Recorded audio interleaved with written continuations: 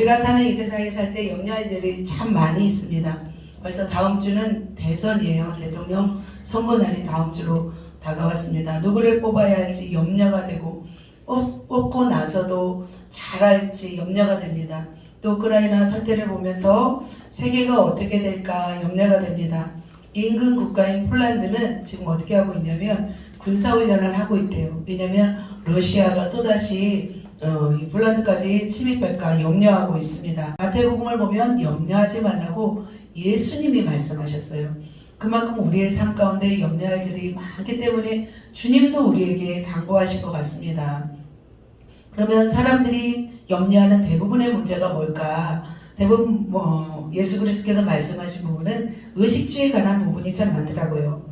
나라와 민족과 열방을 위한 염려보다는 대부분의 생존 문제이더라고요. 그리고 어떤 사람은 살기 위해서 염려하고 어떤 사람은 더 잘 살기 위해서 염려하는 것이 바로 염려인 것 같습니다. 주님은 이렇게 말씀하셨습니다. 마태복음 6장에 목숨을 위하여 무엇을 먹을까? 몸을 위하여 무엇을 입을까? 염려하지 말라. 목숨이 음식보다 중요하지 아니하며 몸이 의복보다 중요하지 아니하냐 이렇게 말씀하고 있습니다.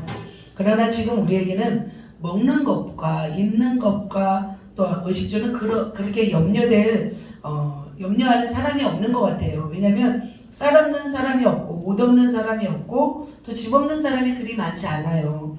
그러니까 우리나라의 이 시대는 지금 먹고 살만한 시대이기 때문에 그런 걸로는 그렇게 염려하지 않은 것 같아요. 그런데 염려조차도 이제 못할 만큼 지금은 어떻게 보면 힘겨운 시간을 우리가 보내고 있기도 하죠. 그런데 2000년 그 시대는 이런 것들이 참 많이 염려가 되었던 것 같아요. 매일의 삶 가운데 먹을 것이 없는 사람은 염려할 수밖에 없는 거예요. 엘리야 시대의 사르밧 과부에게는 염려했을 거예요. 먹을 것 때문에. 그래서 한 줌의 가루를 가지고 아들과 함께 빵을 구워서 먹고 난 뒤에 어떻게 하려고 했어요? 죽으려고 했었어요. 그래서 사르밧 과부에게는 의복의 염려보다는 좀 먹고 사는 게 더 중요하잖아요. 그래서 먹는 것 때문에 굉장히 염려했을 거라고 생각이 듭니다. 어떤 사람은 외모나 키 때문에 염려도 하기도 합니다. 그래서 마태복음 6장 27절에 너희 중에 누가 염려함으로 그 키를 한 자라도 더할 수 있겠느냐라는 말씀이 있어요.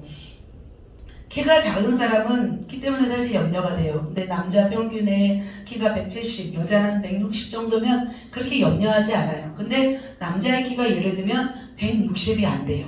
여자의 키가 150이 안 돼요. 그러면 염려되기도 하는 것 같아요. 제가 대학교 때 어떤 우리 학생 중에 키가 155였어요. 남자가. 그러니까 이 친구에게는 너무 염려가 되는 거예요. 자기가 결혼을 할 수 있을까? 직장에 취직을 할 수 있을까? 근데 얼굴이 굉장히 잘생겼어요. 굉장히 똑똑했어요. 그러나 키 하나 때문에, 키 작은 거 하나 때문에 굉장히 염려했던 그런 친구가 생각이 납니다. 제가 생각해도 참 염려가 되었어요. 그 친구는. 그래서 그의 부부는 얼마나 염려가 되었을까라는 생각이 들었습니다. 사실 우리 아들하고 딸은 그래도 키가 크기 때문에 그런 걸로 염려는 하지 않는데 만약에 그 친구가 제 자녀였다면 저도 굉장히 염려를 했을 거라는 생각이 들었습니다. 그런데 키는 염려한다고 해서 잘할까요? 염려하면 오히려 주눅 들어서 더 안 자라요. 그래서 오히려 염려를 안 하는 것이 나은 것 같습니다. 또 마태복음 6장 28절에 이런 말씀이 있습니다. 너희가 어찌 의복을 위하여 염려하느냐? 들의 백합화가 어떻게 자라는가 생각하여 보라. 수고도 아니하고 길쌈도 아니하느니라. 이 말씀이 있습니다. 우리의 대부분 의복의 문제로 입을까 우리는 염려하잖아요. 대신 뭐 때문에 염려해요? 대신 몸이 너무 불어나서 이 의복이 내 몸에 맞을까 안 맞을까 이것 때문에 지금 염려하는 분들이 많은 줄 믿습니다. 그런데 웃으시는 분 누굴까요? 네, 저도 웃습니다. 이스라엘에서는 가난한 사람들은 옷 한 벌로 살았어요. 그래서 낮에는 그걸로 옷으로 사용하고 밤에는 그것을 이불로 사용하였습니다. 그래서 가난한 자가 저당을 잡히면 저녁에는 그 옷을 돌려주라고 했습니다. 지금은 의복이 넘쳐난 시대에 살고 있지만 그 시대는 의복이 굉장히 귀한 시대였어요. 의복은 생존이었어요. 의복이 없으면 낮에 뜨거운 태양을 어떻게 해요? 피할 수 없었고 밤에 추운 밤하늘을 이겨내지 못했기 때문에 그래서 옷 입는 것이 그 당시에는 너무나 중요하고 염려되는 일이었습니다. 우리도 그러잖아요. 옛날에는 집 단칸방에 살 때는 참 소망이 화장실 있는 집, 아파트 소망이었어요. 그래서 화장실 2개인 집으로 이사가는 것이 인생의 소망인 것처럼 살지만 결국 그렇게 열심히 해서 화장실 2개 있는 집으로 이사가면 얼마 되지 않아서 생을 마감하게 되잖아요. 그래 그만큼 인생에 있어서 참 이렇게 의식주에 관한 것은 참 우리에게는 중요하기도 하지만 때로는 허무하기도 하는 것 같습니다. 그래서 주님은 이렇게 말씀하시는 것 같아요. 어차피 힘드니까 내일 일은 내일 염려하고 오늘만 그냥 힘들고 말라, 이렇게 말씀하신 것 같아요. 그래서 마태복음 6장 34절에 이 말씀하시잖아요. 너희는 내일 일은 염려하지 말라. 내일 일은 내일 염려할 것이요 한날의 괴로움은 그날의 족하니라, 이렇게 주님은 말씀하고 있습니다. 그 당시 백성들의 고충을 아시는 주님은 백성들이 무엇 때문에 힘들고 살고 있는지 알았어요. 그래서 힘들게 살고 있는데 또 염려까지 하고 있으니 이중으로 힘들잖아요. 그러니까 그날만 염려하고 살라고 하셨던 것 같아요. 저도 참 염려가 많은 사람이었습니다. 그러니까 집 없이 제가 메뚜기처럼 이사 다녔던 적이 참 많습니다. 이사하는 것이 이골날 정도로 저는 이사를 참 많이 했습니다. 그래서 결혼 제가 19년 됐더라고요. 19년인데 이사는 제가 생각나는 것만 해도 15번이에요. 그러니까 어마어마하게 저는 이사를 하면서 살았습니다. 그래서 집 없는 자의 슬픔을 알아요. 집 없는 것이 얼마나 고통스러운 줄 알아요. 왜냐면 집이 없으니까 이사를 다녀야 되는 거예요. 그렇게 살았습니다. 그래서 가장 힘들 때 이제 사역지에서 갑자기 나가라고 하면 갈 집이 없으니까 참 힘들었어요. 그래서 모든 부교육자들의 아픔이기도 합니다. 갈 사역지는 없지, 다음 사역지를 위해서 집은 비워줘야지, 또 부모님은 가난해서 돈을 못 대준 상황이에요. 그렇다고 우리가 세상 일 할 사람이 아니잖아요. 배운 것이 신학밖에 없는데 세상에 가서는 뭐 살 수도 없어요. 신학교 졸업하자마자 배운 것이 직장 나가서 돈을 벌어서 모은 것도 아니고, 그냥 신학교 졸업하고 나서 배운 것이 그냥 이 신학적인 것들이죠. 교회 것들이죠. 그래서 오갈 데 없는 신세가 되었을 때 참 염려가 되고 힘들었습니다. 어디로 가야 될지, 또 어디 가서 사역을 해야 될지, 참 하나님이 응답하지 않을 때 참 그게 참 힘든 시간을 보내야 했습니다. 어떤 날은 기도하면서 그래서 하루 종일 땅만 쳐다보며 다닌 적이 있었습니다. 땅에 100원이라도 떨어져 있습니다. 저는 실제였어요. 그게 1000원이라도 떨어져 있으면 얼마나 좋을까. 그래서 저는 땅 쳐다보는 것도 하루의 일과 중에 이렇게 하나였던 적이 있었어요. 땅 쳐다보면서 기도하는 거예요. 근데 하나님은 절대 그날은 돈을 주은 적이 없게 하시더라고요. 그래서 그렇게 힘든 시간들을 보내기도 했습니다. 이렇게 먹고 사는 일에 또한 우리의 어떤 의식주 때문에 우리가 힘들고 있을 때 주님은 염려하지 말라고 하시는 거예요. 그냥 주님이 집 하나 딱 만들어 주시거나 아니면 금덩이를 딱 하나 딱 주시면 얼마나 좋아요. 그런데 주님은 어떻게 해요? 고난과 그 현실을 바라보지 말고 오직 그의 나라와 그의 의를 구하라, 이렇게 말씀하시는 거예요. 왜 그러셨을까요? 주님은 이 땅의 전부가 아니라 이 땅에 살아갈 일이 얼마 남지 않기 때문에 주님은 그렇게 말씀하신 것 같아요. 또 마찬가지로 주님은 집 없이 돌아다니셨잖아요. 때로는 굶주리고 사셨잖아요. 그래서 여우도 굴이 있고 공중에 나는 새도 둥지 있건만 인자는 머리 둘 곳이 없도다, 이렇게 말씀하셨잖아요. 주님은 가버나움의 거주지를 가지고 천국 복음을 위해서 거기서 어떤 주둔지처럼 딱 계셨어요. 하지만 예수님은 요셉과 마리아의 집에 살지 않았어요. 그냥 집을 나와서 어디 거할 곳이 있으면 거하시고, 또 시돈과 두로 지역의 이방 지역을 갈 때는 또 뭐 들에서 주무시기도 하시고, 그래서 예수님은 참 그렇게 사셨어요. 생존에서 어떻게 보면 가장 큰 염려가 죽음에 관한 염려인 것 같아요. 제가 염려를 쭉 이렇게 말씀을 준비하다 보니까 내가 이렇게 염려하는 사람이었던가, 이렇게 생각이 들었습니다. 저는 가장 큰 염려가 어떤 염려였냐면, 제가 19살 때 그때 생각이 나더라고요. 저희 엄마가 이 땅을 떠나가시면 어떡하지? 돌아가시면 어떡하지? 그게 저는 너무 큰 염려였어요. 우리 엄마가 없으면 나는 어떻게 살까? 우리 가정은 어떻게 될까? 이런 염려를 했었어요. 그리고 버스를 타고 가면 이 버스가 전복되면 어떡하나? 여러분 그런 생각 안 하나요? 저는 그랬어요. 그리고 비행기도 이제 여러 번 탔는데 비행기를 타고 가다가 기류가 만나면 흔들리잖아요. 그러면 의자를 붙잡고 정말 하나님 살려주세요 막 이랬어요. 다른 사람은 그냥 그걸 즐기는데 저는 그렇게 죽을까봐 그러다가 고장나서 바다에 전복되면 어떡하지? 이렇게 염려를 하며 살았던 사람이었습니다. 제가 30대에 찍은 사진을 보니까 긴장과 함께 차가운 모습이 있대요. 한기가 그러더라고요. 그런데 지금은 너무 평안한 모습이라고 합니다. 왜냐하면 저는 늘 긴장하면서 염려하며 살았기 때문이에요. 겉으로는 평안했지만 마음으로는 칼질을 하는 것처럼 그렇게 염려를 했던 사람인 것 같습니다. 살얼음판을 이렇게 걸어가는 그런 느낌으로 살아갔습니다. 또 우리 남편 목사님이 또 어떻게 되면 어떡하나, 사고 치면 어떡하나, 이런 염려들이 저는 있었고, 또 우리 아들을 또 하나님이 일찍 데려가면 어떡하나, 참 그런 염려 속에 저는 살았던 것 같아요. 왜 이렇게 내가 염려하며 살아오는가 싶었더니 유전이더라고요. 저희 아버지는 굉장히 강인한 분이셨어요. 굉장히 강하셨어요. 아버지는 다른 사람들에게 굉장히 선한데 본인 스스로에게는 굉장히 강하시고 염려가 많으셨던 그런 분이셨어요. 뭔가를 결단을 하면 그것을 이루고야 마는 성격이에요, 제 아버지가. 근데 어머니는 착하고 온유하시고 좋으신 분이셨어요. 그런데 아버지는 모든 일에 염려하시는 염려광이셨고, 우리 어머니는 모든 일에 염려가 없으신 너무나 태평하신 분이셨어요. 그런데 저는 겉모습은 어머니를 닮았는데 저의 속은 아버지를 닮았더라고요, 제가. 그래서 제가 이렇게 염려가 많았구나 생각이 들었습니다. 그래서 늘 불안과 염려 속에서 참 살았어요. 그리고 제가 소망하고 기도하는 것들이 너무 이루어지는 게 늦어지는 거예요. 우리 목사님을 통해서 정말 세계적인 역사를 이루어야 되는데 이게 이루어지지 않는 시간들이 너무 길어져 가니까 제가 또 막 염려하고 상했던 것 같습니다.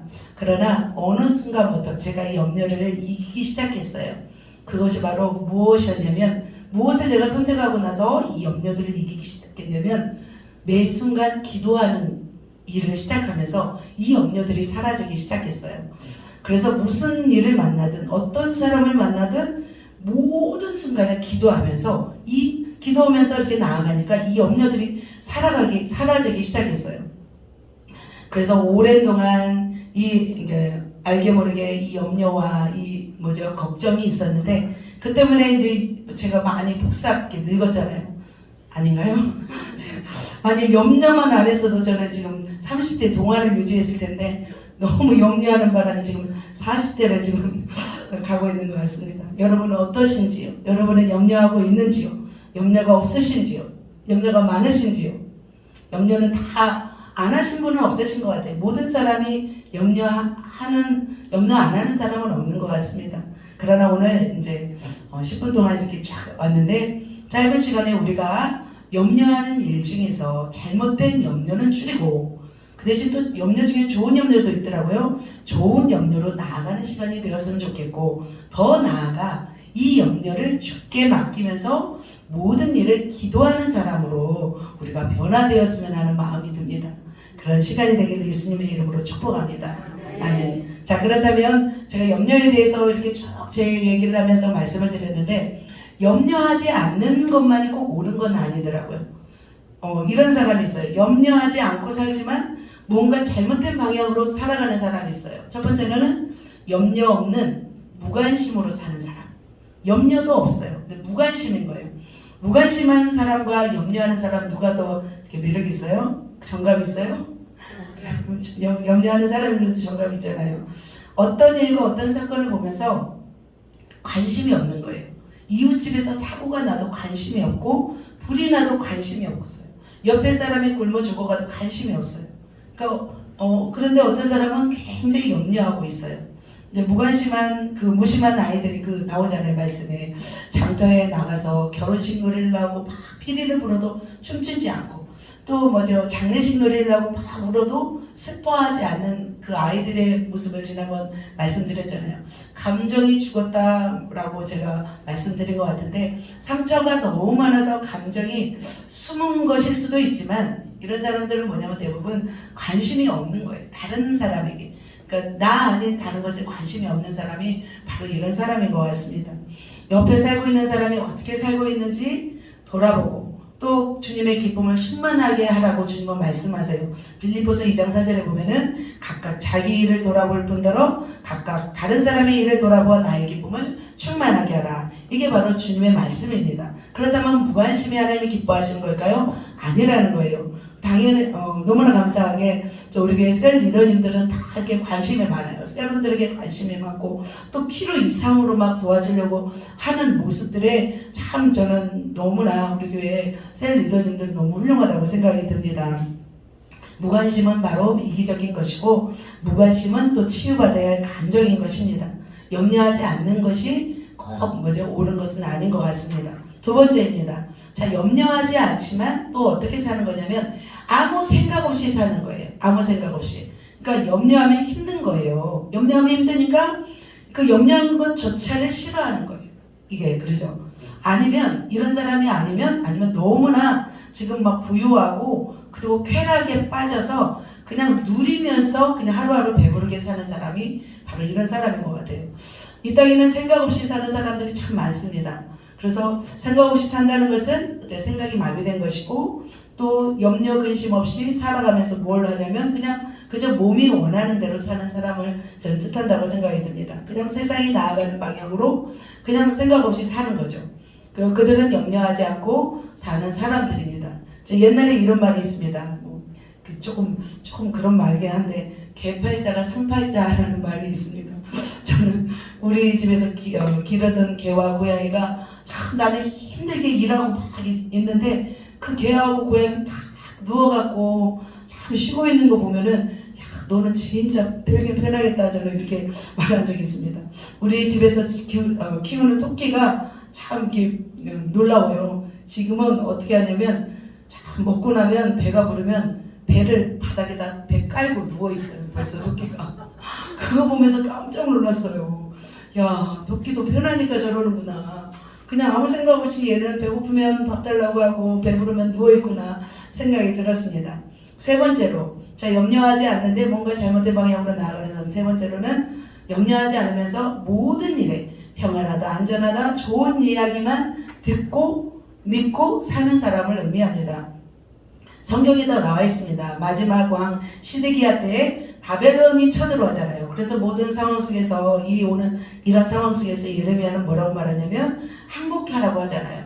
다른 선지자들은 뭐라고 하냐면 하나님이 우리를 도우니까 우리가 이길 것이라고 우리가 하나님이 그들을 물리쳐 주실 거라고 다 이렇게 다른 선지자는 예언합니다. 그런데 어떻게 해요? 시드기야는 뭘 택하냐면 그들의 예언을 택해요. 예레미야의 바른 예언을 택하지 않았어요. 옳은 예언을 듣는 것보다 듣기에 좋은 예언들을 그들은 택했다는 것입니다. 그래서 결국 어떻게 돼요? 듣기에 좋은 것만 택했기 때문에 시드기야는 눈 뽑히고 그 뽑히기 전에 두 아들이 죽는 모습을 마지막 보고 또 바벨론으로 끌려가서 생을 마감하는 모습을 봅니다. 또 왕상 열왕기상 22장을 쭉 보면 누가 나오냐면 아합과 남유다 그가 여호사밧이 길라나못을 얻기 위해서 전쟁터에 나가요. 그러자 여호사밧이 물어보잖아요. 물을 만한 선지자가 있냐고 이렇게 물어봐요. 그러자 누구를 하냐면 미가야 선지자가 있다고 얘기를 해요. 처음에는 400명의 선지자들이 무슨 얘기를 했냐면 하나같이 승리할 것을 다 예언했어요. 근데 모든 예언자가 다 미혹의 영에 미혹되어서 다 그 예언을 했던 거예요. 그런데 그 예언을 듣고 이제 다 가려고 하는데 여호사밧은 정말 하나님의 말씀을 예언한 자를 찾는 거예요. 그러자 미가야가 와서 말을 해요. 아합은 그 전쟁터에 나가서 죽을 거라고 예언합니다. 그런데 어떻게 돼요? 아합이 약간 의심쩍했죠. 그래서 전쟁터에 변장을 하고 나갑니다. 그리고 여호사밧은 왕복을 입고 나갑니다. 결국 이 미가야의 예언대로 아합은 죽게 되었고 또 그 여호사밧은 살게 되었던 그런 뜻이 나옵니다. 그런 상황이 나오죠. 모든 일이 하나님의 마음과 하나님의 뜻이 중요한데 사람들은 좋은 것을 원하고 평안하다 안전하다는 것을 원해요. 하지만 데살로니가전서 5장 3절에 이런 말씀이 있습니다. 저희가 평안하다 안전하다 할 그때에 잉태된 여자에게 해산의 고통이 이름과 같이 멸망이 호련히 저에게 이르리니 결코 피하지 못하리라. 이런 말씀이 있어요. 그래서 주님의 오실 날이 멀지 않았다고 우리는 믿지만 세상 사람들은 어떻게 해요? 신앙에서 미끄러진 사람이나 영적으로 죽어있는 사람들은 주님의 오실 날이 가까이 왔다고 생각하지 않아요. 한때는 뭐가 유행했냐면 웰빙이라는 단어가 굉장히 유명했어요. 요즘엔 웰빙 별로 안 나오는 것 같아요. 또 한때는 뭐가 유행했냐면 욜로 뭐 이렇게 목사님도 많이 말씀하셨는데 이런 문화가 있었어요. 그냥 세상을 즐기며 사는 그런 뜻이죠. 내 마음대로 내가 원하는 대로 살려고 하는 그런 주의였던 거예요. 염려하는 것이 아니라 그냥 마음 편하게 믿는 이렇게 살아가는 것을 의미했어요. 내 원하는 대로 내 마음 가는 대로 살아가는 자들을 바로 이 웰빙, 욜로족을 의미합니다. 근데 이것이 또 교회 안까지 들어왔어요. 그래서 믿는 사람들조차도 이런 마음 자세를 가진 분들이 많았어요. 이미 주님이 다 이룬 것이니까 우리는 어떻게 하냐고 하면 되냐고 하면은 우리는 그냥 즐기면 돼. 믿음의 깊은 단계로 나아가는 것이 아니라 믿음의 초보에서 그냥 즐기는 신앙인들, 누리는 신앙인들이 참 많았던 것 같습니다. 그래서 누군가 이제 지혜로 뭐요? 죄를 지적하고 회개하라고 이렇게 촉구하고 이렇게 말씀을 전하면 성도들이 그 말씀을 싫어했어요. 오히려 그냥 목회자는 좋은 말, 좋은 칭찬, 격려만 해야 하는 그런 종으로 만들기도 했어요. 분위기가 그런 분위기였습니다. 그래서 지옥으로 끌려가고 있는데도 안전하다, 평안하다 말해주기를 원하는 크리스찬들이 한때 우리나라 전체 교회 분위기를 형성하였던 적이 있었어요. 그런데 지금은 어때요? 지금은 그런 분위기가 거의 없어요. 왜냐하면 다 어떻게 해요? 다 믿음에서 미끄러져 버려고 그렇게 좋은 말을 들었던 사람들이 더 오히려 교회 나오는 것이 아니라 더 믿음에서 떠나서 세상으로 가서 방황하기도 합니다. 그래서 이제는 영혼들이 성도들이 원하는 목회자는 진리를 선포하는 목회자들을 지금은 원하는 시대가 되었던 것 같습니다. 이렇게 제가 이렇게 짧게 말씀드렸지만 우리가 염려하지 않고서도 잘못된 방향으로 나아가는 부분들을 보았습니다. 그렇지만 우리가 또 염려하는 일들 중에서 하나님이 기뻐하시고 좋은 염려는 또 있지 않을까 싶습니다. 그렇다면 좋은 염려도 있을까요? 저는 좋은 염려도 있다고 생각합니다. 그래서 성경을 한번 찾아보았습니다. 첫 번째, 우리가 하는 염려 중에 좋은 염려 무엇이 있을까요? 첫 번째, 교회들을 위한 염려입니다. 고린도후서 11장 28절에 이런 말씀이 있어요. 이 외의 일은 고사하고 아직도 날마다 내 속에 눌리는 일이 있으니 곧 모든 교회를 위하여 염려하는 것이다. 사도 바울은 고린도후서 11장에서 얼마나 많은 수고와 고난과 환난과 궁핍을 당했는지 모릅니다. 그럼에도 불구하고 그가 아직도 이제 세워지고 있는 이 교회들을 염려하는 거였습니다. 그는 이제 막 교회를 세웠고 끊임없이 이단들은 들어왔고 유대인들의 관계로 교회를 어지럽혔습니다. 그러자 바울은 이 교회들을 위해서 계속 염려했던 거예요. 성도들이 믿음으로 성장해야 되는데 이 유혹에서 넘어질까 또 이단으로 끌려갈까 이런 염려를 했던 것 같습니다. 어떤 분들을 보면 참 이런 분들이 있어요. 정말 교회를 염려하고 영혼들 때문에 애가 타면서 걱정하며 아파하는 모습을 가진 분들이 있어요. 우리 교회는 참 권사님들이 그런 모습인데 참 어떻게 보면 그런 염려와 그런 사랑은 주님의 마음이 아닐까 저는 생각이 들었습니다.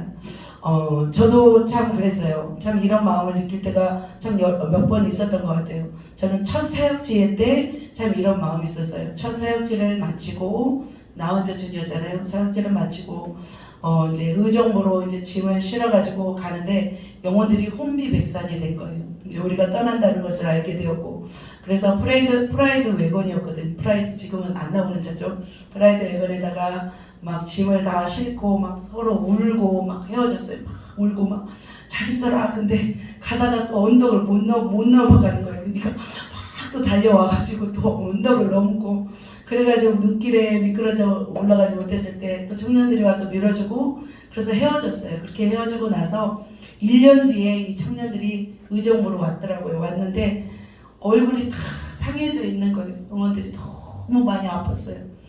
그런 모습을 보았습니다. 저도 저에게 맡겨진 그 청소년 아이들이 참 잘된 영혼도 있어요. 성장한 영혼들도 있지만 중간에 잘못돼서 신앙에서 미끄러진 청년들도 있었어요. 그래서 참 마음이 아팠습니다. 그러니까 사도 바울이 그런 마음이었던 것 같아요. 이게 바로 우리의 염려는 바로 이런 사랑에서 이런 교회를 염려하고 영혼들을 사랑하기 때문에 염려하는 것은 하나님 보시기에도 참 귀한 염려인 줄 믿습니다. 제자들은 어떻게 했냐면 아예 세상을 버리고 집을 버리고 어떻게 했어요? 의식주를 버리고 떠난 사람이고 오직 무엇만 기다리며 살았냐면 하늘의 만나만을 먹고 사는 사람이었어요. 그래서 제자들, 사도들은 1차원적인 그런 염려보다는 영적인 차원에서의 염려를 더 하셨던 것 같습니다. 그렇다면 우리는 어떤 염려를 이제는 해야 될까요? 우리의 기본적인 염려, 우리의 의식주, 우리의 먹고 사는 것에 염려가 아니라 이제는 영적인 교회를 돌보며 영혼들을 돌보면서 하는 염려를 한다면 하나님이 기뻐하는 염려가 아닐까 생각이 듭니다. 두 번째 염려입니다. 두 번째 염려는 우리가 해야 할 염려는 죄 짓는 영혼들에 대한 염려입니다. 욥은 자녀들을 참 염려하였어요. 그래서 욥기 1장 5절에 보면은 이런 말씀이 있어요. 욥은 잔치를 마치면 그의 자녀들의 명수대로 번제를 드렸다고 했어요. 혹시 내 아들들이 죄를 범하여 마음으로 하나님을 욕되게 하였을까 염려함이었어요. 욥은 그랬던 것 같아요. 욥은 자신의 신앙을 지키려고 할 뿐만 아니라 자녀들의 신앙 때문에 염려하였어요. 그래서 어떻게 했냐면 대신해서 회개하고 하나님께 번제를 드렸던 거예요. 왜냐하면 자녀들이 이 죄로 인해서 하나님을 욕되게 할까 근심하는 거였어요. 바로 이스라엘 대제사장도 마찬가지였죠. 백성들의 죄가 너무나 크면 제사장이 제성소에 가서 죽어서 나오게 되어 있잖아요. 그래서 대제사장은 영혼들을 위해서 죄 짓지 않기 위해서 계속 중보하고 그래서 살아왔던 거예요. 마찬가지로 모세도 그랬잖아요. 이스라엘 백성이 가나안으로 인도하면서 얼마나 패역하고 얼마나 원망하고 정말 대적하고 그런 모습을 보았어요. 그래서 모세는 어디게까지 기도했냐면 생명책에서 내 이름을 지워달라고 하잖아요. 이 백성을 살려주시고 내 이름을 차라리 지워달라고까지 그렇게 염려하였습니다. 이처럼 영혼들이 죄로 인하여 멸망당할까 염려하며 대신 죄를 회개하며 염려하는 자는 하나님이 보시기에 귀한 염려인 줄 믿습니다. 아멘. 사도 바울은 또 고린도 교회에서 참 염려가 있었어요. 왜냐하면 여러 법적 문제가 있었고 어떤 형제의 가는 문제가 있었어요. 그래서 그것 때문에 염려했어요. 그래서 고린도전서 4장에서 이렇게 말하잖아요. 너희가 무엇을 원하느냐? 내가 매를 가지고 너희에게 나아가랴? 사랑과 온유한 마음으로 나아가랴. 바울이 염려했던 거예요. 너희를 가서 내가 때릴까? 정말 사랑으로 너희를 용서해야 되냐? 굉장히 염려했어요. 다행히 근데 고린도 성도들이 회개했어요. 회개하고 나서 회개하고 또 그 죄를 지었던 사람이 회개를 했나 봐요. 그러니까 고린도후서에 이런 말씀이 있어요. 너희는 차라리 그를 용서하고 위로할 것이니 그가 너무 많은 근심에 잠길까 두려워하노라. 이런 말씀도 있더라고요. 그러니까 그 염려했는데 염려가 이제 풀린 거예요. 그 형제가 이제 죄를 회개했기 때문에.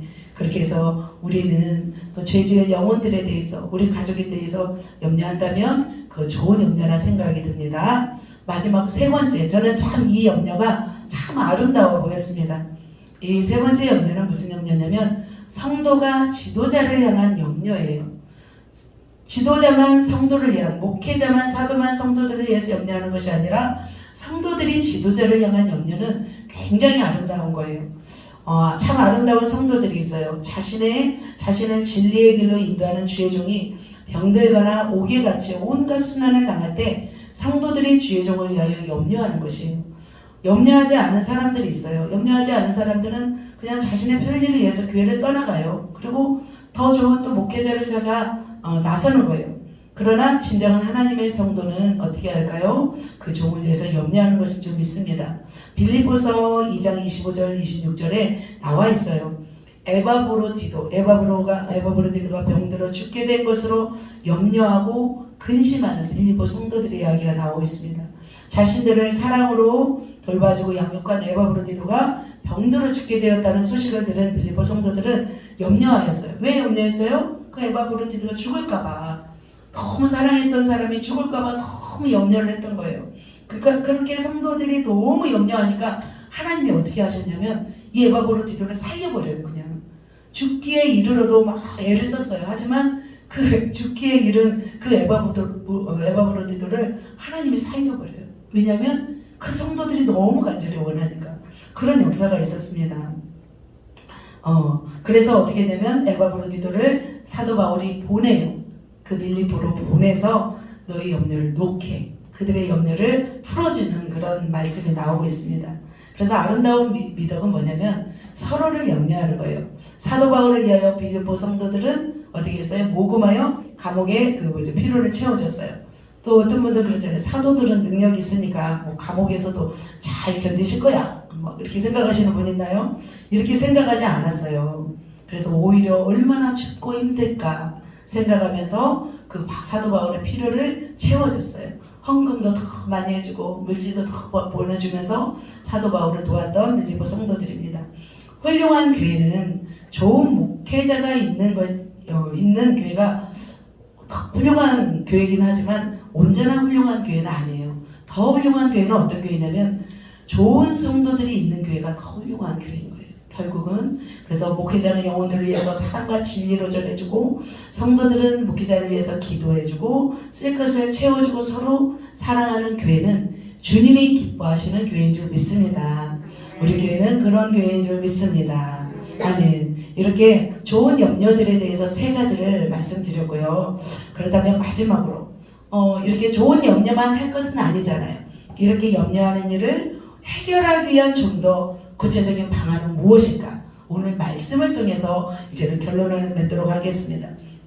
그것이 세상적인 염려이든 주 안에서 염려이든 주님이 기뻐하는 염려이든 그것은 반드시 어떻게 해야 될까요? 해결해야 될 줄 믿습니다. 염려 없이 살 수 없어요. 우리 삶 속에서는 끊임없는 염려가 주를 이룹니다. 주님이 오시기 전까지는 우리 안에 염려들이 많이 있을 거예요. 그러나 우리 마음에는 염려가 없을지라도 우리는 또 다른 영혼들을 보면서 또 염려할 수밖에 없는 상황인 거예요. 그렇다면 우리는 어떻게 할까요? 오늘 4장 6절 같이 한 번만 읽고 또 3가지 말씀드립니다. 시작. 아무것도 염려하지 말고 다만 모든 일에 기도와 간구로 너희 구할 것을 감사함으로 하나님께 아뢰라. 첫 번째는 염려 안 하기입니다. 염려하지 않기. 근데 아무것도 염려하지 말래요. 이제는. 자, 빌립보 성도들은 사도 바울이 감옥에 갇히고 교회적으로도 어려움이 있었어요. 유대와 순교계가 서로 한 마음이 아니게 또 다투기도 하였어요. 그래서 지금 빌립보 성도들은 굉장히 염려가 되었어요. 왜냐하면 사도 바울이 정말 자기를 길러주는 그런 목회자가 이제 감옥에 갇혀서 죽게 되었으니 얼마나 그들은 염려가 되었겠어요. 교회적으로 또 다툼이 있으니 얼마나 염려가 되었겠어요. 그러자 사도 바울은 염려하지 말래요. 아무것도 염려가 많았기 때문에 아무것도 염려하지 말래요. 여기서 염려는 자신이 통제할 수 없는 것들에 대해서 쓸데없는 근심이라고 나오고 있습니다. 그러나 걱정, 근심에 대한 두려움이죠. 그걸 염려라고 하였습니다. 그러면 염려하면 과연 좋을까요? 염려하면 좋지 않아요. 머리도 빠지고 얼굴도 피부도 늙어지고 좋지 않아요. 그런데 욥이 염려했잖아요. 자녀들을 위해서 염려했잖아요. 결국 염려하면서 본질까지 드렸는데 어떻게 돼요? 잔칫날에 기둥이 무너져서 자녀들이 다 죽는 그런 참변을 당하기도 해요. 그래서 염려는 하지 않아야 돼요. 그래서 저는 염려가 무엇일까? 지금 이 시대의 언어로 말한다면 이 염려는 무엇일까 생각해보니까 염려가 바로 전문 용어로 뭔지 아세요? 스트레스예요. 스트레스. 염려는 스트레스더라고요. 그래서 만병의 근원인 우리의 몸과 마음을 상하게 하는 것의 근원이 염려더라고요. 스트레스인 거예요. 병원에 가면 스트레스 때문에 신경이 아프고 이가 아프고 온몸이 아프기도 해요. 그럴 때 이제 의사들은 말하잖아요. 스트레스 받지 말라고 하는 거예요. 스트레스가 뭔지 모르고 스트레스는 바로 염려인 거예요. 그래서 우리는 염려를 하지 말아야 되겠더라고요. 그러면 염려를 어떻게 해야 될까요? 염려를 주님께 맡기는 거예요. 첫 번째는 염려를 주님께 맡기는 거예요. 내 짐을 여호와께 맡겨라. 너의 행사를 여호와께 맡기라. 이렇게 말하고 있습니다. 그러면 염려 대신 우리가 해야 할 일이 있을 것 같아요. 염려만 안 한다고 해서 또 계속 그 상황은 변화시켜야 되잖아요.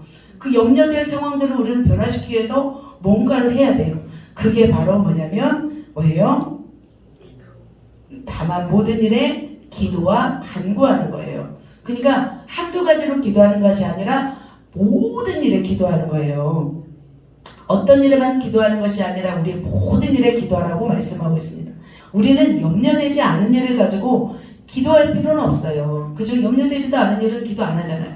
염려되는 일을 가지고 주님 앞에 와서 염려하지 말고 기도하라는 거예요. 뭐라고요? 염려되는 일을 가지고 주님 앞에 와서 기도하는 것이 바로 기도입니다. 염려하지 않고 기도하는 일은 주님께 맡기고 믿음으로 기도하는 것을 의미합니다. 조지 뮬러라는 분이 있어요. 5만 번 기도 응답 받으신 분인데 이분은 고아원을 세워서 2,000명이나 넘는 고아들을 양육했어요. 그는 고아들의 아버지였어요. 그러나 그가 처음 고아원을 시작할 때는 준비된 것이 굉장히 없었어요. 접시 3개, 쟁반 28개, 물병 하나, 컵 하나, 소금병 받침 3개, 칼 4개 정도였대요. 그래서 이걸 가지고 구빈원이었는데 구빈원에 수용한 고아들을 감당할 수가 없었어요. 아이들이 이제 먹지 못해서 막 해골처럼 그 당시에 거기에 질병이 생겼었나 봐요. 전염병이 있어서 막 많은 사람들이 죽고 이 아이들을 이 고아원에다 맡겼나 봐요. 그래서 윌러는 차마 눈을 뜨고 볼 수가 없었대요. 그래서 구빈원의 이 아이들을 생각하면 잠을 이룰 수가 없었던 거예요. 너무 불쌍해서. 그러다가 또 이 고아원을 어떻게 세워보려고 하다가 이 아들이, 조지 뮬러의 아들이 거기서 죽어요. 유행성 어떤 염증에 걸려서 죽어요. 이 과정에서 너무나 힘들었던 거예요. 과연 이 고아원을 해야 될지 말아야 될지 얼마나 근심, 걱정이고 염려가 되었겠어요. 그러나 그는 기도하면서 어떤 마음을 먹었냐면 잃어버린 그 아들 대신 이 고아들을 살려서 내 자식처럼 키우고 싶은 열망이 더 커져났다고 해요. 그래서 그는 어떻게 했냐면 기도하기 시작했대요. 그는 이제 염려하지 않고 이제 기도의 사람으로 변화되었던 거예요. 물론은 이제는 기도로 모든 일을 이루어 갔는데요. 고아들을 먹여 살리는데 정부의 힘을 빌리지 않았대요. 그리고 부자들에게 손을 내밀지 않았대요. 오직 기도했대요. 그리고 조지 뮬러의 그 딸이 어떤 좋은 직업을 가질 수가 있었나 봐요. 그런데 그 딸도 어떻게 했냐면 이 고아원에서 같이 지내면서 일하게 하였나 봐요. 처음에 세워질 때 5, 6년간은 정말 힘들었대요. 그럴수록 이 조지 뮬러는 더 많이 기도했대요. 아이들의 줄 먹을 것이 떨어졌다 이런 소리를 들으면 조지 뮬러는 어떻게 했냐면 부엌 바닥에 그냥 엎드려가지고 기도했대. 근데 혼자만 기도한 것이 아니라 같은 직원이랑 같이 기도했대요. 그래서 어떻게 기도하냐면 이렇게 기도했더라고요. 하나님, 우리 아이들이 모두 굶어 죽을 형편입니다. 차라리 제가 굶는 일은 참을 수 있지만 우리 아이들은 굶주린 일을 참을 수가 없습니다. 그러나 주여 우리 아이들에게 일용할 양식을 주세요. 이렇게 간절히 기도하면 이렇게 기도하고 있는데 지나가다가 누군가 돈을 이렇게 주고 가는 이런 역사들이 계속 일어났대요. 그래서 이렇게 조지 뮬러는 이 고아원을 세우면서 모든 필요한 것들을 하나하나 다 기도해서 다 응답받은 그런 간증들이 있습니다. 우리도 참 많은 간증들이 있잖아요. 기도해서 하나님께서 주신 것이 얼마 많아요. 우리가 구한 거 안 주신 것이 없어요. 사실은 우리가 구한 것은 다 주셨어요. 우리가 또 기억하지 않아서 그렇지. 앞으로도 그러면 또 주실까요? 안 주실까요? 앞으로도 주실 줄 믿습니다.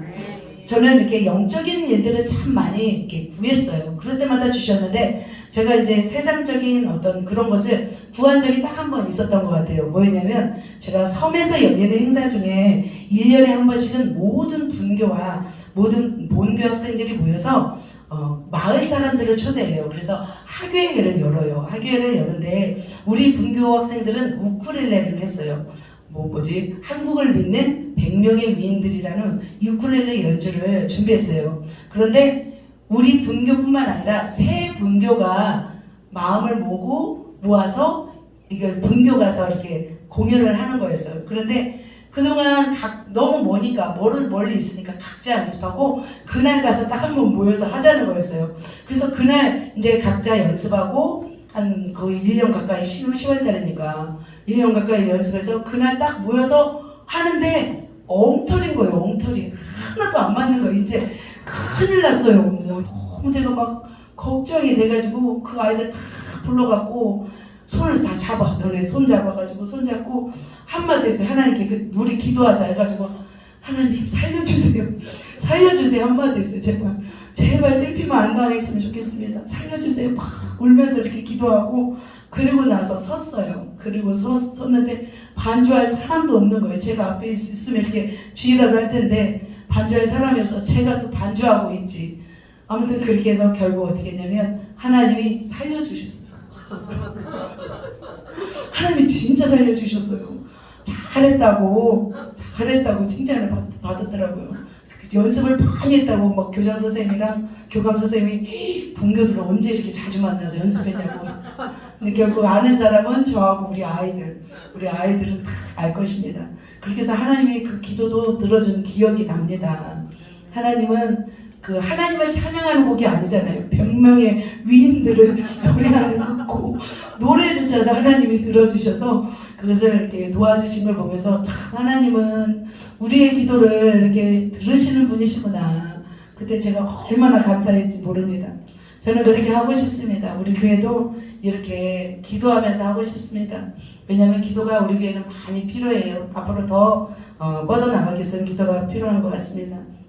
교회가 영적으로 부흥하고 영적인 일을 감당하는 교회들의 특징을 보면은 교회들이 철야 기도를 많이 해요. 보면은 연세중앙교회도 그랬고 주한 장로교회도 그랬고 또 이 전주 지역에 있는 교회만 해도 바울교회도 그렇고 여기 안디옥교회도 그렇고 북일교회도 옛날에 기도를 많이 했을 거예요. 기도실이니까 많잖아요. 이런 교회들은 다 철야 기도실이 있었어요. 그래서 교회 집사님들, 권사님들이 모여서 교회를 위해서, 영혼들을 위해서, 나라, 민족을 위해서 그렇게 기도했기 때문에 하나님이 그 큰 교회로 세워주신 줄 믿습니다. 크고 유명한 교회들은 우리가 부러워하지만 그 교회들은 기도 없이 세워진 교회가 없어요. 누군가 헌신 없이 세워진 교회는 하나도 없어요. 마찬가지로 우리 교회가 하나님이 기뻐하시는 정말 위대한 교회, 많은 영혼을 구원하는 그런 큰 교회가 되기 위해서는 반드시 우리는 기도의 자리로 나아가야 될 줄 믿습니다. 하나님께 우리가 위대한 일을 구하고 또 위대한 일을 기대했으면 좋겠습니다. 마지막으로 이렇게 염려하지 않고 기도하고 그렇다면 그 응답받는 기도를 해야 될 줄 믿습니다.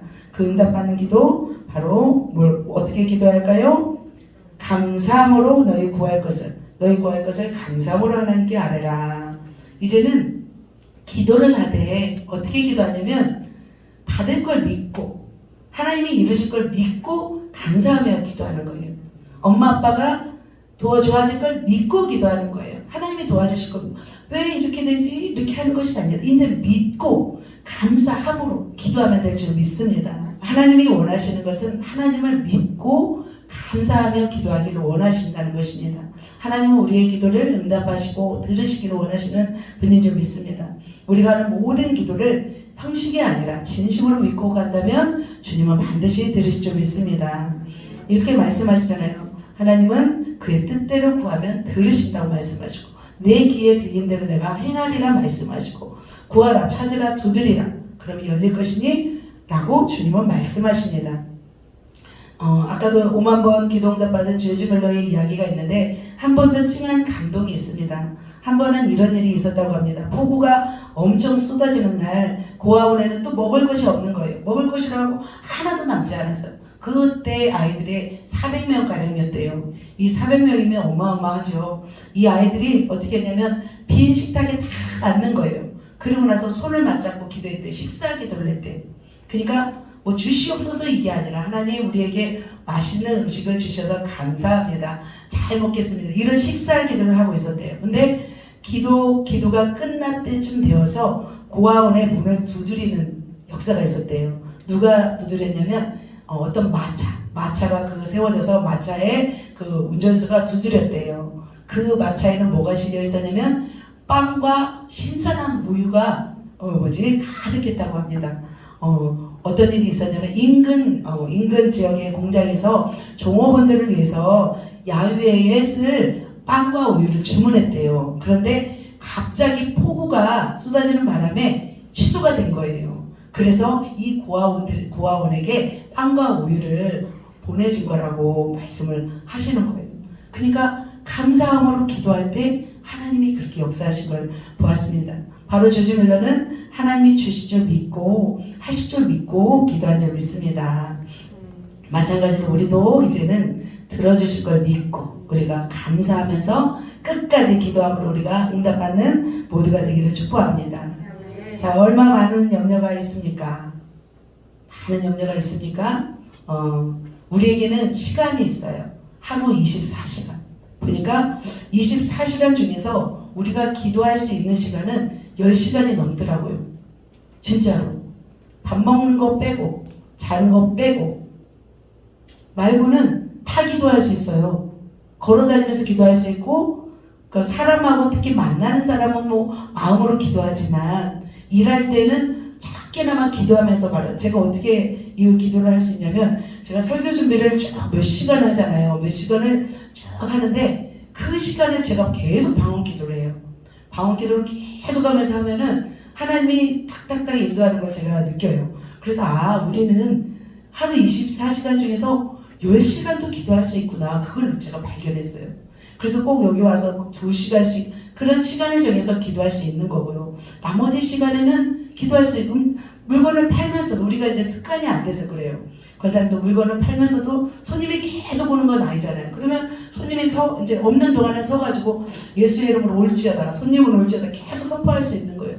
또 그렇게 하시는 거죠. 마찬가지로 병원에서도 마찬가지로 그리고 직장에서도 그 시간도 우리가 그래서 짜투리 시간일지라도 이제는 우리의 관심을 이제는 흘려보내지 말고 그냥 귀하게 그 시간을 사용하면 좋겠다 마음이 들었어요. 그래서 우리가 염려하는 대신 우리 오늘 염려할 거 많잖아요. 염려할 대신에 그냥 염려를 하지 말아버리고 그 시간에 막 기도하는 거예요. 그 시간에. 그죠? 그러면 우리에게 얼마나 유익이 될까 이렇게 생각이 들었습니다. 그래서 우리는 자꾸 잊어버려요. 지금 기도해야지 이게 잊어버릴 수가 있어요. 그러나 우리가 서로에게 이제는 이 말씀을 새겨서 그래 이제 염려하는 대신에 기도해야지 마음을 먹고 짜투리 시간에도 그냥 생각 없이 생각하고 일하는 시간 말고 그냥 덧없이 흘러가는 시간들이 있잖아요. 그 시간들을 이용해서 계속 기도하고 성령 충만 기도하고 능력 받는 기도하고 또 우리 영혼들을 위해서 기도한다면 정말 우리는 놀라운 기도 응답을 받는 하나님의 사람이 될 줄 믿습니다. 말씀을 정리하겠습니다. 우리도 제자들처럼 염려 근심하지 말고 기도하는 우리 예수 제자교회 성도님들 되시기를 예수님의 이름으로 축복합니다.